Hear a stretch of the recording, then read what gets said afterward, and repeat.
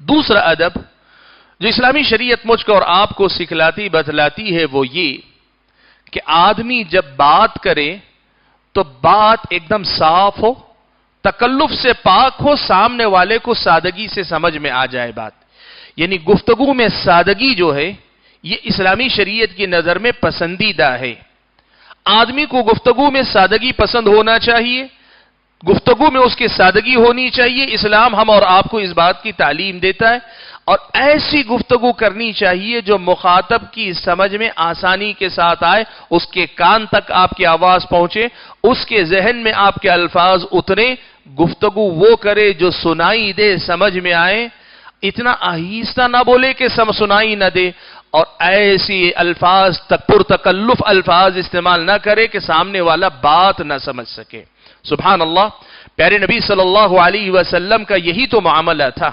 جب اللہ کے نبی صلی اللہ علیہ وسلم گفتگو فرماتے، ماں عائشہ کہتی ہیں کہ اگر کوئی آدمی گننا بھی چاہتا تو گن لیتا، اتنے اطمینان سے گفتگو کرتے. ان میں دونوں پہلو تھے، بات کو سنائی دینے والی بات بھی تھی اور بات سمجھ میں آنے والے کی بھی تھی.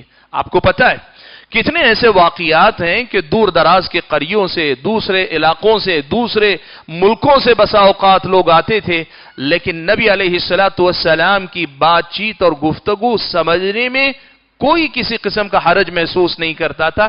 یہ ہے حقیقی معنوں میں فصاحت، یہ ہے حقیقی معنوں میں بلاغت جو کسی بھی گفتگو میں ہوتی ہے. فصیح و بلیغ زبان بولنے کا مطلب یہ نہیں ہے کہ آدمی بڑے بڑے الفاظ بولے، نئے نئے الفاظ بولے جس سے سامنے والے پہ روب بیٹھے.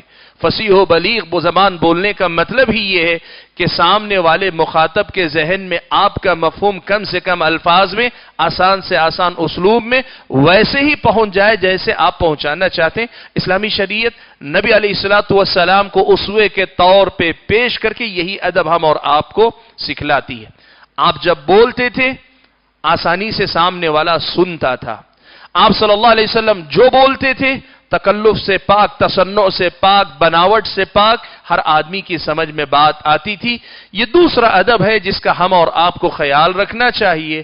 زبان منہ بگاڑ کر، زبان ٹیڑھی کر کے اور بڑے بڑے بھاری بھرکم آواز اور آواز کو اپنی بھاری کر کے بھاری بھرکم الفاظ کا استعمال کرنا یہ کوئی پسندیدہ طریقہ نہیں ہے. اسلامی شریعت کی نظر میں ایسا پرتکلف لہجہ شریعت اسلامیہ کی نظر میں خلاف ادب سمجھا جاتا ہے.